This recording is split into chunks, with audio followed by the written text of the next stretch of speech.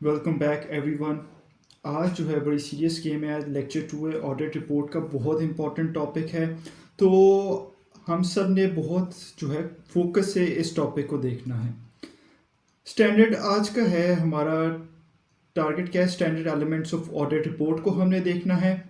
अब ये जो है सबसे पहले आ जाता है आपका टाइटल। टाइटल क्या होता है ऑडिट रिपोर्ट का? Independent auditors report. और ये सिर्फ इसलिए यूज़ होता है ताकि आपके डायरेक्टर्स रिपोर्ट से और इंटरनल ऑडिटर रिपोर्ट से इंडिपेंडेंट ऑडिटर रिपोर्ट को डिस्टिंग्विश किया जा सके।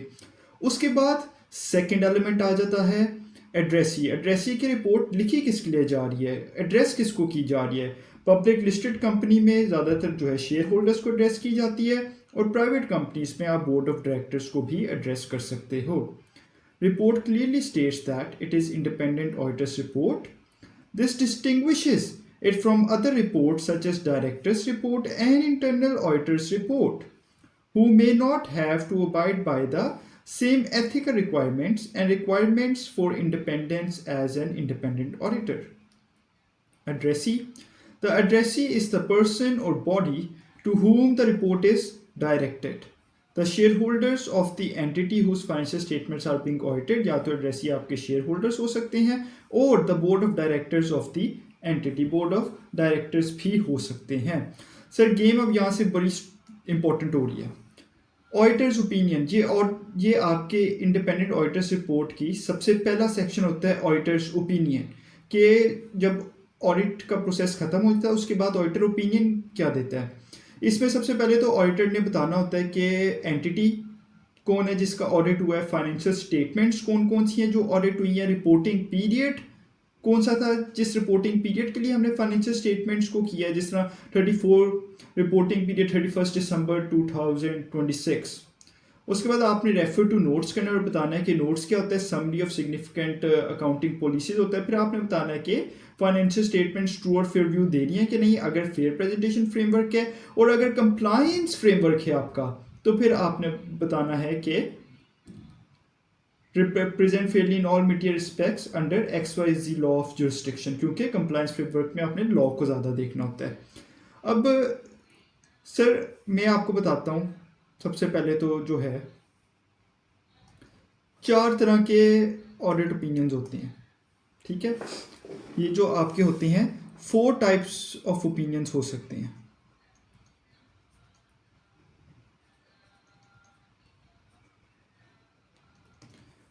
किस सिचुएशन में कौन सा ऑडिट ओपिनियन आता है? सबसे पहला ऑडिट ओपिनियन आपका होता है जिसे हम कहते हैं अनमॉडिफाइड ओपिनियन, जो आपका ISA 700 के अंदर आता है। अनमॉडिफाइड ओपिनियन कि सब कुछ ठीक ठीक है, कोई मटेरियल में स्टेटमेंट नहीं है, तो फिर आपका अनमॉडिफाइड ओपिनियन आता है। दूसरा आपके होता है जब आप ओपिनियन को मॉडिफाई कर लेते हो, जो आती है ISA 705 के अंदर। ISA 705 के अंदर आता है जब आप मॉडिफाई कर लेते हो। फिर मॉडिफिकेशन में क्या होता है, एक ओपिनियन को कहते हैं क्वालिफाइड ओपिनियन, ठीक है, एक होता है एडवर्स ओपिनियन, फिर आपका जो चौथा ओपिनियन होता है वो होता है डिस्क्लेमर ऑफ ओपिनियन। अब ये कब कब आता है? सर ये टेबल आपने जो है, ये टेबल बड़ा इंपॉर्टेंट है, ये टेबल आपने याद रखना है। इमटेरियल, मटीरियल, और तीसरा है परवेसिव। ये तीनों वर्ड्स हम पिछले लेक्चर में देख आए हुए हैं। इधर आ जाएगा आपका मिसस्टेटमेंट, और सर इधर आ जाएगा आपका स्कोप लिमिटेशन। पिछले लेक्चर में ये सारा हम देख आए हुए हैं, इनको मैं अब दोबारा एक्सप्लेन करके, क्योंकि मैं लेक्चर की लेंथ थोड़ी सी शॉर्ट रखनी होती है, आधे घंटे से ज़्यादा बच्चा फोकस नहीं कर सकता, मेरा मानना ये है। सर जब आपकी मिस स्टेटमेंट हो और वो इमटेरियल हो, फाइनेंशियल स्टेटमेंट्स के यूजर्स का इकोनॉमिक डिसीजन चेंज ना हो रहा हो उस गलती के वजह से, तो फिर सर आप देते हो unmodified opinion. Unmodified opinion, scope limitation हो लेकिन इमटेरियल हो, फिर भी आप क्या दोगे? Unmodified opinion. ठीक हो गया सर। सर आपकी मटेरियल मिस स्टेटमेंट है तो फिर आप दोगे क्वालिफाइड ओपिनियन। आपकी मटेरियल स्कोप लिमिटेशन है, फिर भी आप दोगे क्वालिफाइड ओपिनियन। परवेसिव मतलब wide spread, substantial portion of financial statements को इफेक्ट कर रही है। आपकी मिस स्टेटमेंट परवेसिव है तो एडवर्स ओपिनियन दोगे। और आपकी स्कोप लिमिटेशन अगर परवेसिव है, मतलब कि हमें चीज़ें चेक ही नहीं करने दी और बहुत ही ज़्यादा चीज़ें जो नहीं चेक करने दी, फिर हम जो है अपना ओपिनियन डिस्क्लेम कर लेते हैं, फिर आप दोगे डिस्क्लेमर ऑफ ओपिनियन। इन सब की ड्राफ्टिंग से मैं आपके साथ गो थ्रू हूँगा, लेकिन हम पहले जो है देख के आते हैं। ये हमने ऑडिटर्स ओपिनियन पैराग्राफ भी मैंने आपको एक्सप्लेन किया अभी कि फर्स्ट सेक्शन होता है ऑडिटर्स रिपोर्ट का, शैल इंक्लूड ऑडिटर्स ओपिनियन।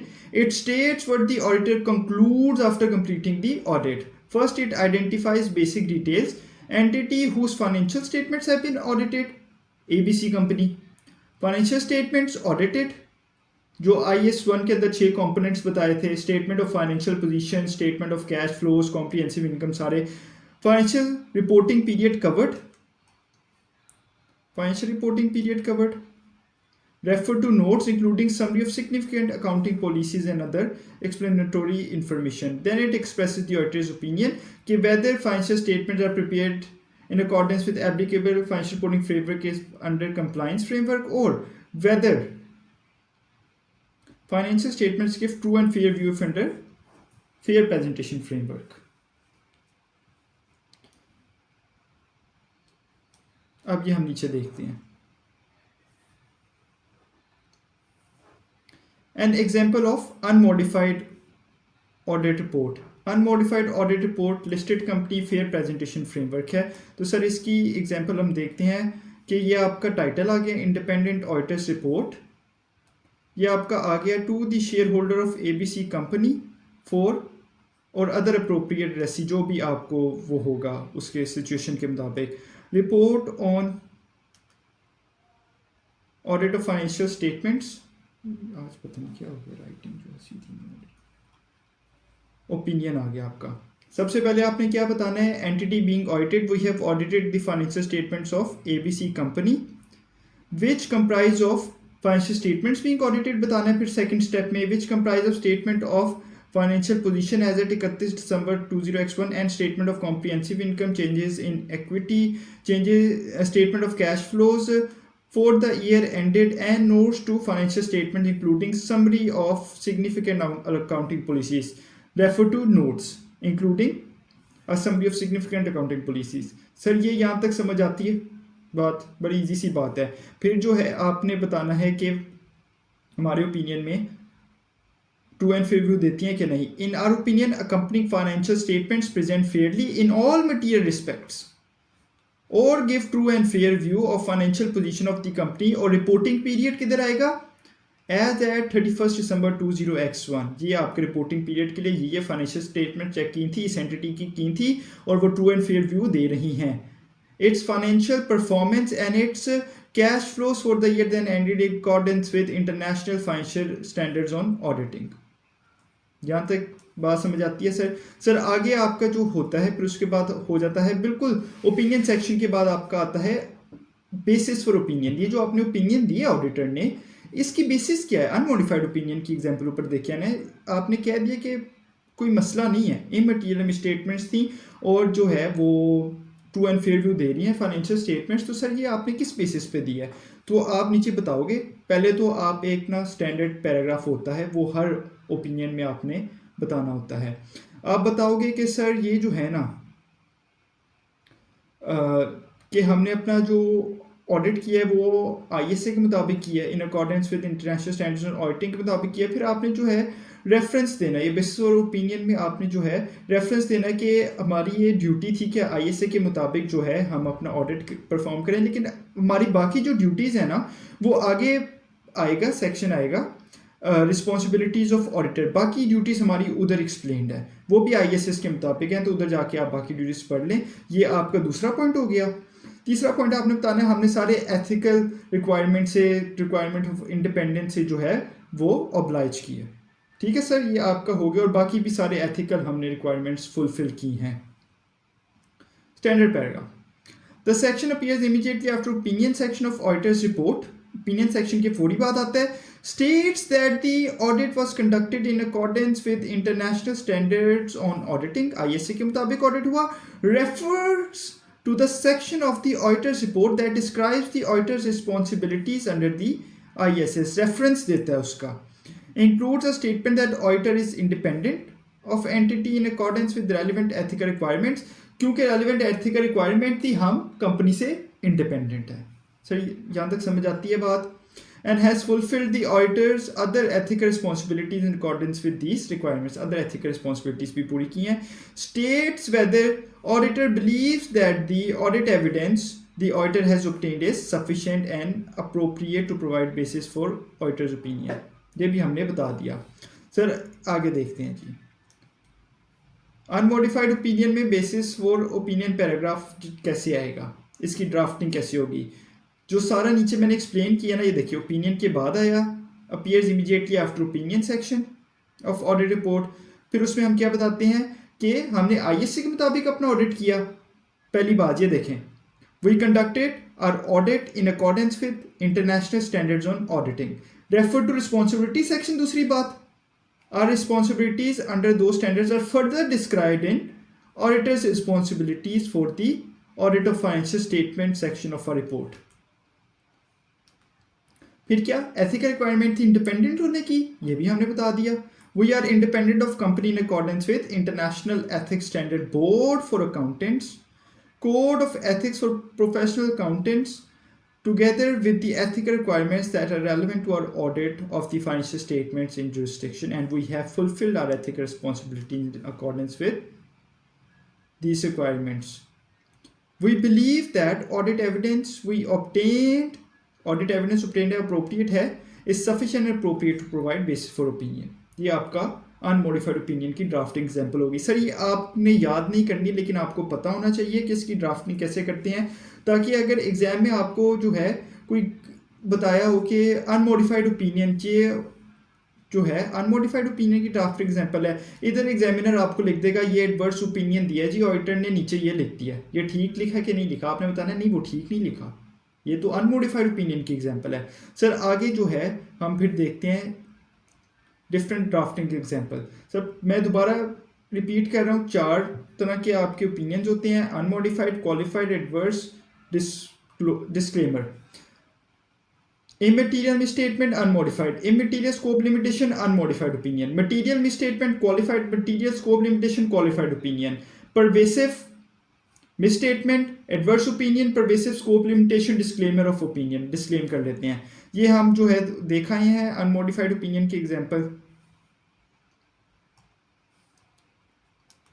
देखा ही है. तो सर ये आगे हम देखते हैं क्वालिफाइड ओपिनियन की एग्जांपल.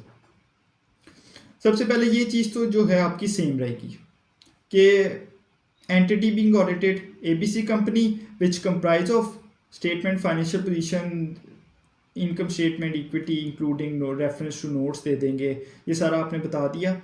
उसके बाद सिर्फ एक लाइन आपने रेफरेंस देना है बेसिस ऑफ ओपिनियन सेक्शन का, क्योंकि क्वालिफाइड ओपिनियन में मटेरियल में स्टेटमेंट होती है, तो वो हमने बताना होता है कि यार ये गलती की वजह से हम अपना ओपिनियन मॉडिफाई कर रहे हैं और क्वालिफाइड ओपिनियन हमने दिया है.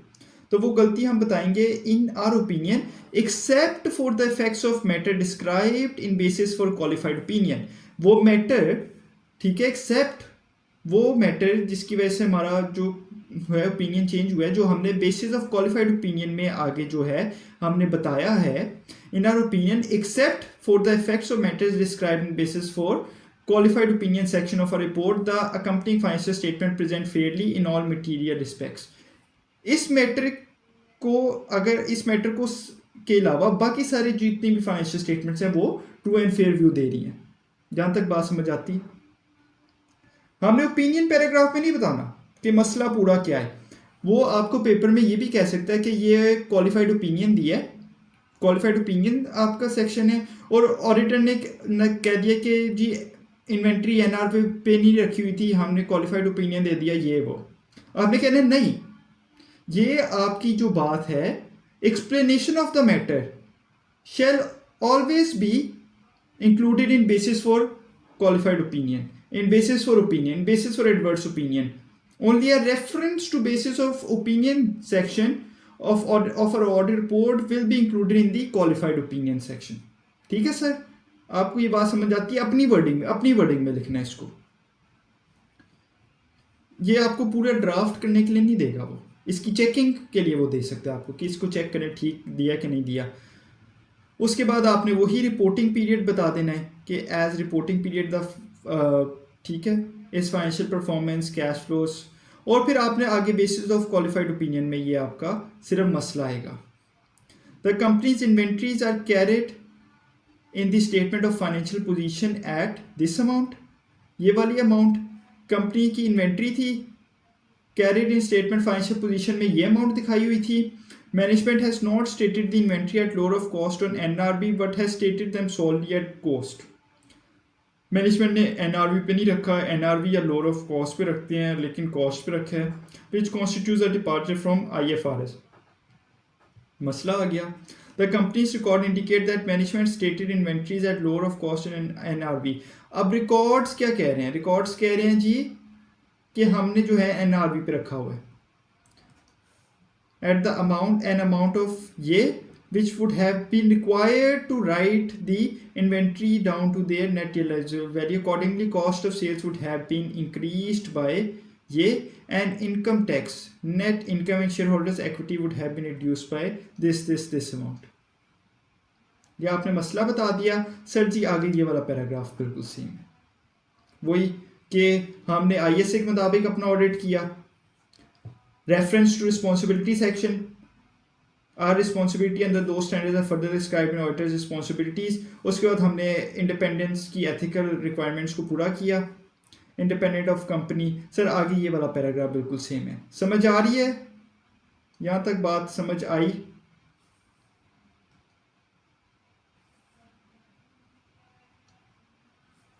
सर आगे चलते हैं। एडवर्स ओपिनियन कब आता है?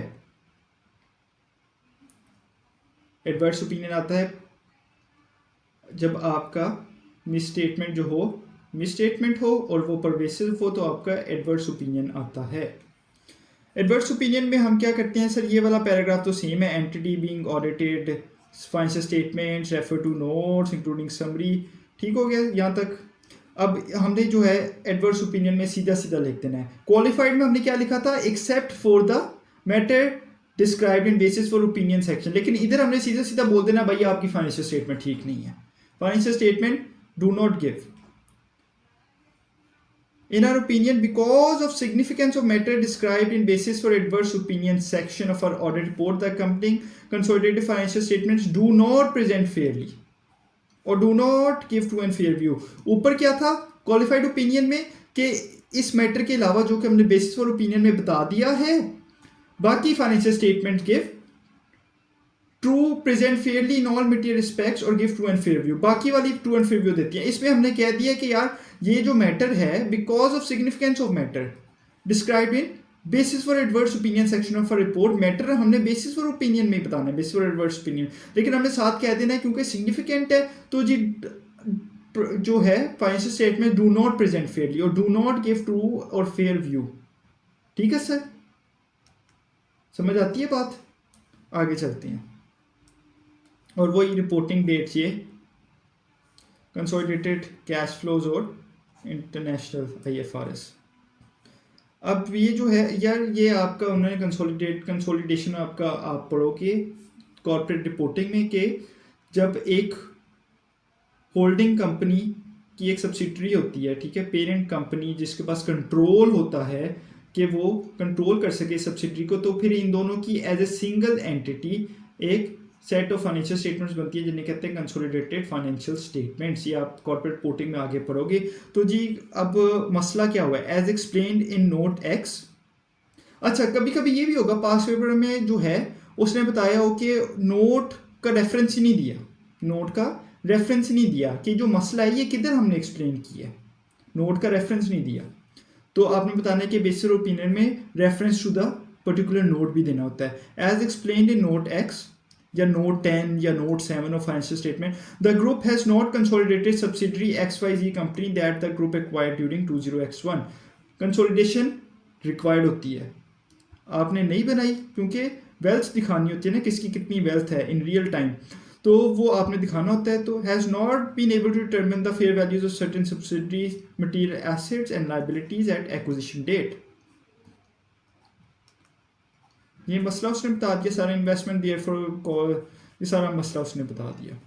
और ये वाली लाइन आगे, ये वाली लाइन सेम ही ISA के मुताबिक रिस्पॉन्सिबिलिटी सेक्शन का रेफरेंस दिया। उसके बाद हमने इंडिपेंडेंट ऑफ ग्रुप है एथिकल रिक्वायरमेंट थी, हमने बाकी सारी एथिकल रिक्वायरमेंट्स पूरी की हैं और सफिशिएंट अप्रोप्रिएट एविडेंस लिया ताकि हम एडवर्स ओपिनियन दे सके। ये हो गया सर। आगे आपका आ जाता है disclaimer of opinion. Disclaimer of opinion, जब आपकी स्कोप लिमिटेशन हो, परवेसिव हो, तो आप डिस्क्लेम कर लेते हो ओपिनियन। आपको वो लोग एक्सप्लेनेशन ही नहीं दे रहे, कोई चीज़ ही नहीं दे रहे, फाइनेंशियल स्टेटमेंट्स नहीं आपकी सब्सिडरी की देखने दे रहे, अकाउंट्स नहीं देखने दे रहे, या मिनट्स ऑफ मीटिंग नहीं पढ़ने दे रहे, या लिटिगेशन केस के बारे में आपको नहीं बता रहे, तो फिर आपने इतनी मेजर चीज़ें नहीं बता रहे, किस बात पे ओपिनियन दें हम? किस एविडेंस के बेस के ऊपर हम ओपिनियन दे नहीं दे सकते ना। तो हम क्या करेंगे, हम बोलेंगे कि वी हैव ऑडिटेड ये ABC company which comprise of this, ये वाला paragraph same, we do not express an opinion. ठीक है, ये इसमें ना ICAP किस तरह फंसाते हैं, ये क्वेश्चन पूछ सकता है कि नेम्स चेंज करके इंफॉर्मेशन किसी और ओपिनियन की दी हो, तो फिर आपने बताना है कि नहीं उसको आइडेंटिफाई करना है, ये इंफॉर्मेशन इस केस में आती है, लेकिन ये जो मसला बताया हुआ है उसमें ये केस लगेगा। ठीक है sir. We have audited financial statements of ABC company which comprise of statement, अच्छा वो नहीं, इधर से हम, we do not express an opinion on the accompanying financial statements of the company because of significance of matter described in basis for disclaimer of opinion of a report. We have not been able to obtain sufficient appropriate evidence to provide basis for an audit opinion. basis for opinion आ गया आपका। basis of opinion में sir वो वाली line ही हम लिखेंगे, we have audited अपने ISA के मुताबिक, और ये वो बस ये बताना है। Groups investment in joint venture is carried at this amount consolidated statement financial position which represents over 90% of groups net assets, 90% of assets. We were not allowed to access the management and auditor of XYZ company. लो जी, उन्होंने management में restriction लगा दी। We were not allowed access to management and auditors of XYZ company, including XYZ companies auditors audit documentation. Documentation भी नहीं देखने दी है, management से बात भी नहीं करने दी, उसके इंटरनल ऑडिटर से भी नहीं बात करने दी। तो सर ये आपका, ये सारी आपकी ओपिनियंस आ गई। आगे आपका कौन सा आता है पैराग्राफ, रिस्पॉन्सिबिलिटी ऑफ मैनेजमेंट। क्या रिस्पॉन्सिबिलिटी ऑफ मैनेजमेंट होती है, ये हम देख के आए हुए हैं। स्टेटमेंट, ये फाइनेंशियल स्टेटमेंट्स को प्रिपेयर करना, इंटरनल कंट्रोल्स डिज़ाइन करना टू प्रिवेंट मिसस्टेटमेंट और फ्रॉड।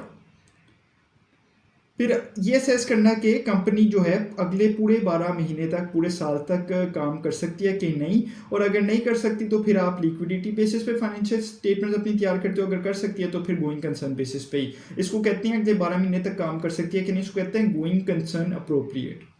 अच्छा ठीक है, ये पढ़ते हैं। Preparing financial statements according to applicable financial reporting framework, designing internal controls to prevent material misstatement due to fraud and error, assessing the company's ability to continue as going concern, disclosing as applicable matters relating to going concern and using the going concern basis of accounting, unless management either intends to liquidate or cease operation। या तो वो खुद भी जो है या चाहे तो लिक्विडेट कर सकती है और सीज कर सकती है ऑपरेशन, और दोस्त चार्ज विच गवर्नर जो है इस प्रोसेस को ओवरव्यू करेंगे, ओवरसी करेंगे।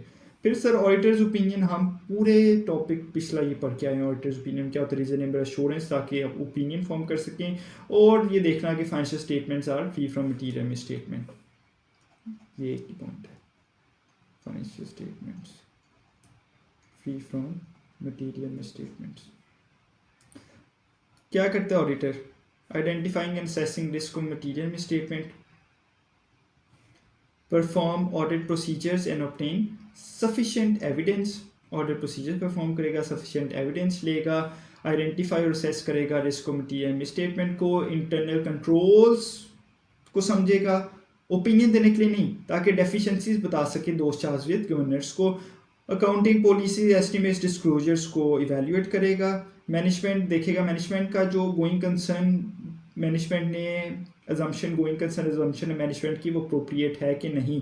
ये तो नहीं कि कंपनी 8 महीने तक चल सकती है, मैनेजमेंट ने कहा गोइंग कंसर्न अप्रोप्रिएट 12 महीने तक मिनिमम 12 महीने तक देखनी होती है। आप मिनट्स ऑफ मीटिंग पढ़ते हो, आप सारा जो है देखते हो कि डाटा फिजिबल डाटा दिया हुआ है कि नहीं दिया हुआ, कंपनी के प्रोजेक्ट्स इतना रेवेन्यू जनरेट कर सकते हैं कि नहीं जनरेट कर सकते, लोन डॉक्यूमेंट्स देखते हो आप। ये तो नहीं कि कंपनी जो है डेट में बिल्कुल ही डेट में सारा gearing ratio highly geared company है, कह दिया कि नहीं यार हम चल सकते हैं, नहीं ऐसा नहीं होता सर। हम भी सारी पढ़ाई करके आए हुए हैं। Assessing whether management use of going concern assumption is appropriate, understanding of internal controls to design procedures not to give an opinion on internal controls, evaluating accounting policies, estimates and disclosures, evaluating overall presentation and structure of financial statements। फिर auditor क्या करता है, बताता है audit scope और timing, what will be check, when will be checked. Deficiencies internal controls में बताता है, इंडिपेंडेंस कंप्लायंस विद इंडिपेंडेंस बताता है, और की ऑडिट मैटर्स जो बहुत ज़्यादा इंपॉर्टेंट मैटर्स होते हैं, जो कि आप जो दो चार चीज़ के साथ मीटिंग में बैठते हो, कहते हो ये चीज़ इंपॉर्टेंट है, और उन चीज़ों में से आप की ऑडिट मैटर्स निकालते हो। ठीक है sir. Auditor responsibility section place किधर होता है, 3 मार्क्स का पास पेपर में सवाल आया हुआ है sir. Inside the main report आपका आ सकता है, इनसाइड द मेन रिपोर्ट आपका आ सकता है, जिस तरह आपने ओपिनियन, बेसिस फॉर ओपिनियन, की audit matter, emphasis of matter, other, ठीक है, अदर मैटर पैराग्राफ। उसके बाद आपका जो आ सकता है, आप बता सकते हो ऑडिटर्स रिस्पॉन्सिबिलिटी पैराग्राफ बता सकते हो, audit report inside the main report, या तो फिर in an appendix to the report with reference to the report. Appendix तो एंड पे आप एक जो है एंड पे जाके ना एक पेज अटैच करते हो, उसे कहते हैं अपेंडिक्स टू द रिपोर्ट। तो हम बता सकते हैं see auditors responsibilities in appendix to the report, या फिर by linking to website see और read auditors responsibilities on www.auditorsresponsibilities.com। ठीक है सर। अदर रिपोर्टिंग रिक्वायरमेंट्स, कभी कभी लॉ ऐसा कहता है कि एडिशनल मैटर्स के ऊपर रिपोर्ट करो, या फिर ऑडिटर को लगता है कि ये चीज़ें इंपॉर्टेंट है तो मुझे इनके ऊपर रिपोर्ट करना चाहिए, या तो जो है स्पेसिफिक एरियाज, अगर आपको कॉस्ट अकाउंट्स का बोले लॉ बोले, या आपको सस्टेनेबिलिटी रिपोर्ट का बोले, कंट्रोल के ऊपर रिपोर्ट देने का बोले, तो एडिशनल लीगल रिक्वायरमेंट्स आ गई सर। इसका सेपरेट सेक्शन बनता है। एक आपका आता है रिपोर्ट ऑन, एक आपका आता है कि report on audit of financial statements, और फिर एक आपकी आती है report on other legal and regulatory requirements, जिसमें ये आ गई structure of auditors report, report on audit of financial statements, auditors opinion, based on की audit matter management, auditor responsibilities. फिर आप जो हो 2 सेट्स ऑफ फाइनेंशियल स्टेटमेंट्स फिर हो जाती है ना। Report on other legal and regulatory requirements, cover extra legal requirements, include matters required by law, not normal audit. ये क्योंकि लॉ ने पढ़ना होता है, तो ऐसे हम पहली फाइनेंशियल ये रिपोर्ट इतनी लेंथी होती है, आगे हमारे यूजर्स कंफ्यूज हो जाएंगे। जो लॉ ने मांगा है वो लॉ को बताओ कि यार आपका पोर्शन इस इधर है, और जो शेयर होल्डर्स को चाहिए वो पोर्शन इधर है। अगर किसी ने पढ़नी है तो वो पढ़ ले, अच्छी बात होती है, वैसे पढ़ लेनी चाहिए। बाकी सर ये आगे ये सारा हमने जो है चैप्टर 1 में देख लिया हुआ है। नेम ऑफ एंगेजमेंट पार्टनर,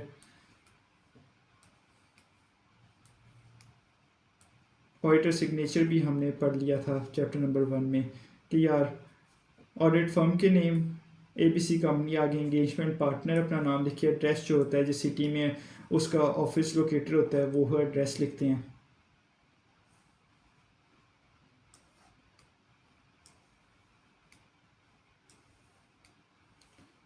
ठीक है सर।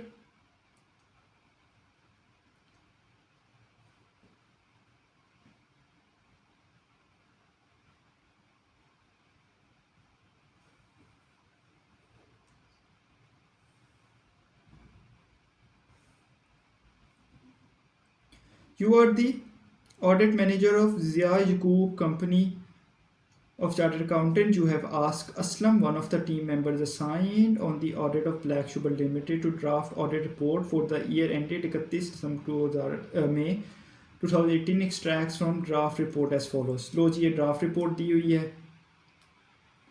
ऑडिट, आप ऑडिट मैनेजर हो,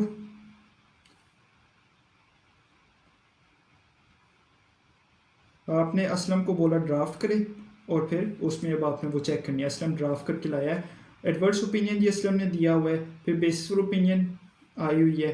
तो बेसिस फॉर ओपिनियन में क्या बोला हुआ है उसने, पहले आपने पढ़ना है basis of opinion.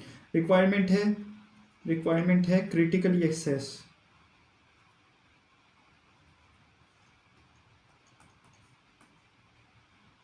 assess basis for adverse opinion। Company stores, ये आई होप कि नज़र आ रहा हो यार, ये तो बहुत ही छोटा है। Okay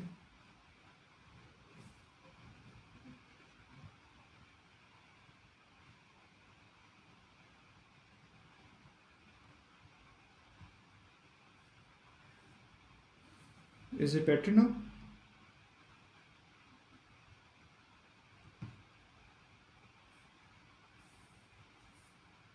I hope it is. The company stores and spares consist of capital spares of machineries. The company stores and spares consist of capital spares of machineries. Capital spares हैं, ये बात याद रखनी है, ठीक है sir. For smooth and uninterrupted production of sugar during the crushing season. These are carried at lower of cost and NRV value as per IAS2. Sir ये देखें किसके लिए रखी हुई है कि मशीन खराब होगी तो अनइंटरप्टेड प्रोडक्शन ऑफ शुगर होती रहे। कैपिटल स्पेयर फॉर मशीनरीज है, रखी किस पे हुई है, IAS2 इन्वेंट्री के ऊपर रखी हुई है, वो भी जो है lower of cost and NRV पे रखी हुई है। The companies Chief Financial Officer has refused to reclassify it as capital stores and spares as IS16. Capital stores जो है IS16 पे रखी जाती है, depreciation चार्ज करनी होती है sir, as it would adversely affect the current ratio। उसने आपको बता दिया है करंट रेशियो, देखा यहाँ से, ये देखो यहाँ से सवाल रेशियोज के ऊपर भी घुमा सकता है, एग्जामिनर बड़ा डाइवर्स है, लेकिन इसमें नहीं घुमाया हुआ, लेकिन मैं आपको फिर भी जो है एक आंसर बना दूंगा अगर रेशियोज इफेक्ट हो रही हैं। As prescribe by the financial institution we verified that the company's records and ascertain conclusively, ये वर्डिंग आती है मतलब रिपोर्ट में, ascertain conclusively the value of spares at 100 million। Had the management stated them as capital spares, non-current assets would have increased by 100 rupees, currently current assets would have increased by the same amount। Sir उसने कहा है कि आपके capital spheres हैं तो फिर इनको IS16 पे रखो और इन पे डेप्रिसिएशन चार्ज करो, आपने इन्वेंट्री पे रखा हुआ है तो ये मसला आ गया। लेकिन सर ये जो है क्योंकि सिर्फ एक एलिमेंट रीक्लासिफिकेशन और क्लासिफिकेशन, ठीक है, एज नॉन करंट एसेट से डील कर रहा है, कोई इफेक्ट कर रहा है, सिर्फ एक एलिमेंट को इफेक्ट कर रहा है, तो सर ये कौन सी आपकी होगी, ये मिसस्टेटमेंट, मटीरियल मिसस्टेटमेंट होगी और क्वालिफाइड ओपिनियन आएगा। तो इसने तो सबसे पहले जो है वो एडवर्स ओपिनियन दिया हुआ है, लेकिन इधर ये जो है क्वालिफाइड ओपिनियन आएगा।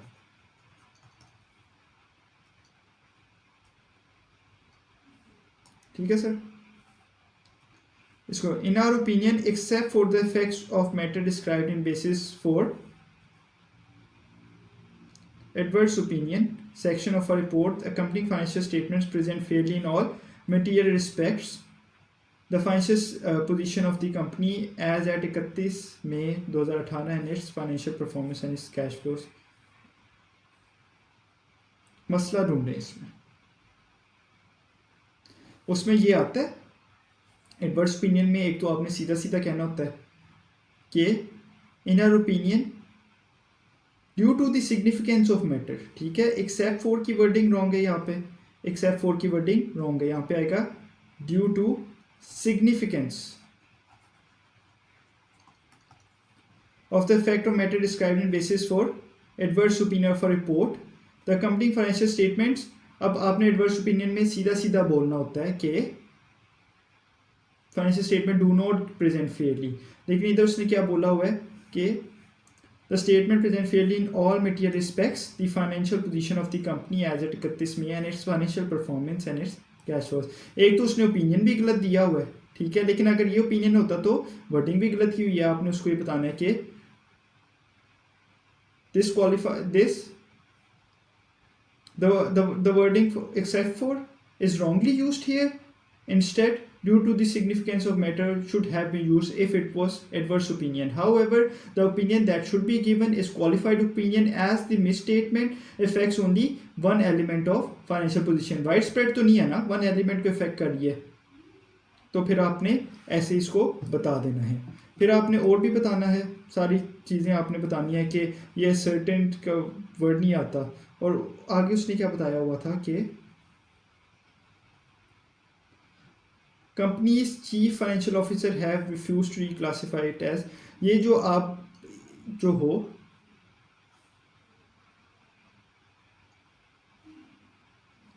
ये आप बेसिस और ओपिनियन सेक्शन में नहीं बताते कि यार कंपनी के चीफ एग्जीक्यूटिव ने मना किया है,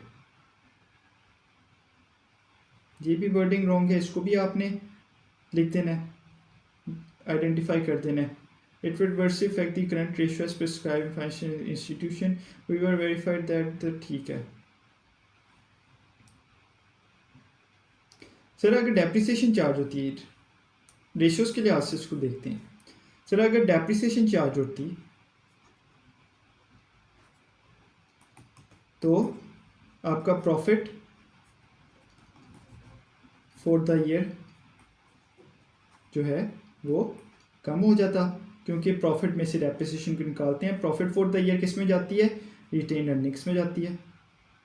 retained earnings, profit for the year किस में जाता है? रिटेन अर्निंग्स में जाती है। तो अगर आपका जो है फिर रिटेन अर्निंग्स भी आपकी लेस होती। रिटेन अर्निंग्स किस में आती है? आपकी इक्विटी में। सर इक्विटी के कितने हेड्स होते हैं? Share capital, share premium, retained earnings. तो अगर रिटेन अर्निंग्स ही कम होती तो आपकी इक्विटी भी कम होती। तो सर एक चीज़ से आपने देखा है कि कितनी ज़्यादा चीज़ें इफेक्ट हो रही हैं। तो आपकी करंट रेशो देख लेते हैं। Current ratio, current assets over current liabilities.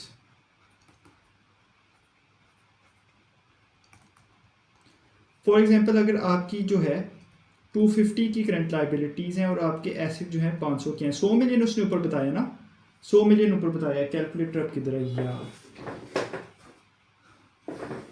Sir ये देखें, इसको करें ज़रा 500 ओवर करंट रेशो, देखते हैं क्या इफेक्ट आता है करंट रेशो के ऊपर।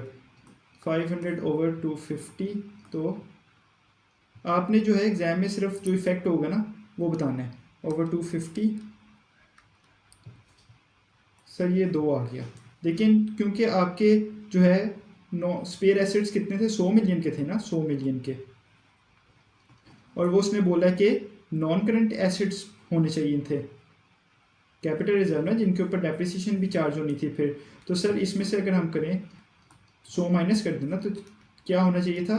400 ओवर 250। तो 400 ओवर 250 करो तो सर ये 1.6 आ गई। 1.6 आ गई ना। प्रॉफिट मार्जिन देख लेते हैं। Profit margin, profit over sales, sales revenue. Sales revenue अगर आपका 1000 का है तो आपकी डेप्रिसिएशन कितने? आपके 100 मिलियन के थे ना। डेप्रिसिएशन अगर जो है 10% कर लो, ठीक है, इंटू 10%, तो डेप्रिसिएशन स्ट्रेट लाइन पे अगर 10 आ गई तो सर अगर आपका प्रॉफिट है, कह लो 120 का प्रॉफिट है और रेवेन्यू आपका 1000 का है, तो ये कितना आया? 12% आया। लेकिन सर अगर यही आप करो, ठीक है, 120 में से डेप्रिसिएशन निकाल दी ना प्रॉफिट में से, तो ये कितना आया? 11%। तो सर ये रेशियोज किस तरह वो हो रही हैं? Return on asset, return on asset sir profit over assets, आपके प्रॉफिट आपका 120 का एसेट कह लो कि 900 के एसेट लगा लो, कितना आ गया? 120 ओवर 900 13.3%। अगर ये सवाल होता कि रेशोज़ कैसे इफेक्ट होंगी, क्योंकि फाइनेंशियल इंस्टीट्यूशन का भी बताया हुआ है ना उन्होंने, तो ये रिक्वायरमेंट ये मैंने अपने पास से कर रहा हूँ ताकि वैसे ही अगर इस तरह का सवाल आ जाए तो उसको कैसे अटेम्प्ट करना है। 13.3%, लेकिन अगर डेप्रिसिएशन लगाई होती तो ये प्रॉफिट में से 10 की डेप्रिसिएशन कम होनी है ना, तो और बुक वैल्यू भी तो फिर कम होगी ना जी सर। तो ये कितना आ गया 110/890, तो ये परसेंटेज क्या होगी 110/890, 12.35%। तो सर ये आपकी रिटर्न ऑन एसेट्स भी कम हो जाएगा, आपका प्रॉफिट मार्जिन भी कम हो जाएगा, आपकी करंट रेशो भी कम हो जाएगी। लेकिन सर अगर हम क्विक रेशो देखें, क्विक रेशो अगर हम देखें, क्विक रेशो क्या होता है, current assets minus inventory over current liabilities. तो सर हमारा उसने इन्वेंट्री 100 मिलियन जो है कैपिटल स्पेयर्स जो है वो इन्वेंट्री में रखे हुए थे। तो बिफोर क्या था, जिस तरह हमने ऊपर इमेजिन किया, ऊपर हमने क्या इमेजिन किया, ऊपर हमने क्या सिनेरियो बनाया था, हाँ ये 500 और 400 वाला सिनेरियो बनाया था और 250 हमारी लाइबिलिटी थी। तो सर पहले क्या था, 500 ओवर 250, इन्वेंट्री कह लो कि अगर 100 की आपकी इन्वेंट्री है, ठीक है, आपकी 200 की इन्वेंट्री कह लो, 200 की इन्वेंट्री है, तो कितना आ गया 300/250। तो सर ये कितना आ गया 300/250, 1.2 टाइम्स। लेकिन सर यही है, क्या होना क्या चाहिए था, 400 में से 100 माइनस किया। 100 क्यों माइनस किया, वो जो 200 वो जो इन्वेंट्री थी हमारी, सर 100 की पहले 100 वाली जो ये तो कैपिटल स्पेयर्स वाली इन्वेंट्री थी ना, और 100 हमारे पास दूसरी थी, ठीक है। तो जब हमने इन्वेंट्री से निकाल के जब हमने चीज़ें सही की, हमने अपने जो है करंट एसेट में से निकाल के नॉन करंट एसेट में वो 100 मिलियन के कैपिटल स्पेयर्स को भेजा, तो हमारे पास करंट एसेट्स कितने रह गए 400। लेकिन वो जो इन्वेंट्री है, वो इन्वेंट्री वो भी तो गई ना, तो 400 में से 100 निकाला ओवर 250, तो सर ये 300/250 आ गया। तो क्विक रेशो पे कोई इफेक्ट नहीं पड़ेगा। तो आपने इस तरह भी हो सकता है कि कंपनी ने फाइनेंशियल इंस्टीट्यूशन से कोई उसका वो हो कि as prescribe by financial institution कोई कॉन्ट्रैक्ट हो, उस फाइनेंशियल इंस्टीट्यूशन ने कहा हो कि आपकी जो है करंट रेशो इतनी होनी चाहिए, आपकी जो है वो गेयरिंग रेशो इतनी होनी चाहिए। तो इस तरह भी होता है। सर गेयरिंग रेशो पे भी इफेक्ट आएगा ना, जब आपकी इक्विटी आपने ओवरस्टेट की